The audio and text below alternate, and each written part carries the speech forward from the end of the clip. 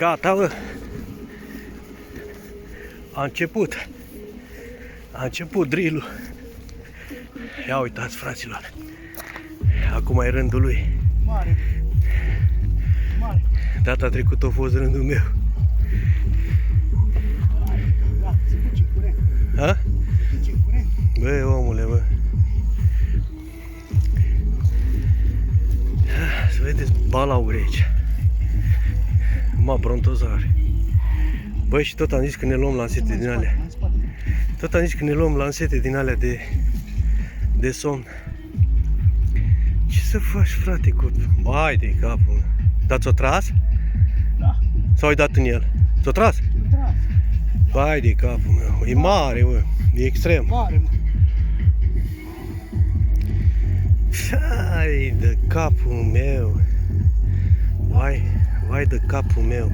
Nu, dacă mă țin, nu vezi. Tragi un pic de el, nu știu. Fă ceva. Ce tare strânsă frâna de aici. Nu știu. Deci că suntem la discotec, avem și muzică aici. Așa, așa.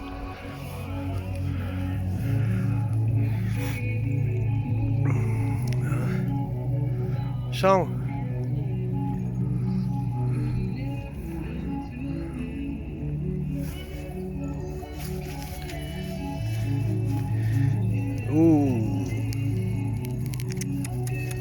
Bă, e mare, mă. E plătică. Așa, așa. Mulează. Mulează. De. Așa.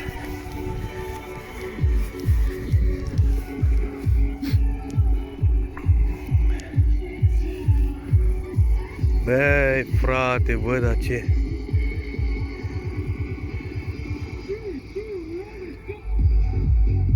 Extraordinar, du-te, bă, de aici.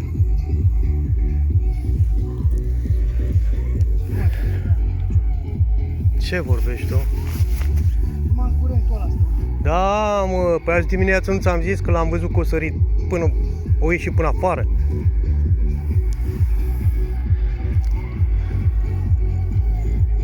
Bă, omule, bă. Ce vorbești tu?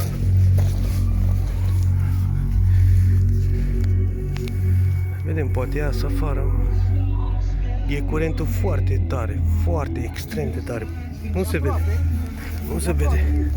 Nu se vede pe telefon. Exact acolo se duce. Dacă ar veni un vapor, l-ar duce încolo. Da, mă rupe. Da? Mă rupe, da, 100%. Ia uite-ți, frate. Dacă am noroc. Ia ce aici. Dar nu, mă. Ia. Îmi rupe. Încearcă acum să... Nu, E stresă mai tare? acolo, s-a dus în curent. E cam pe acolo. Nu se vede pe telefon curentul tare, dar dacă pe rața aici e extrem de tare. Da? Nu ai cum, nu știu. Nu merge, a? Încearcă, mă, să tragi puțin din el. Lanseta de aici.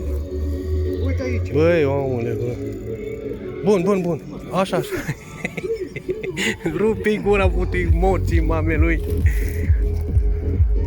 Rupi gura, aș. Faci tu ca unchiul Gen. Gen ăla, cum îl cheamă? Așa, mă. Bun. Trage. Să duci încolo. Bun, numai ușor lanseta. Mai bun. Mamă. L-am întors. Da, bravo. Bă, omule, bă, ce vorbești tu? Hai că o să închid 4 minute deja și după aia o să revin.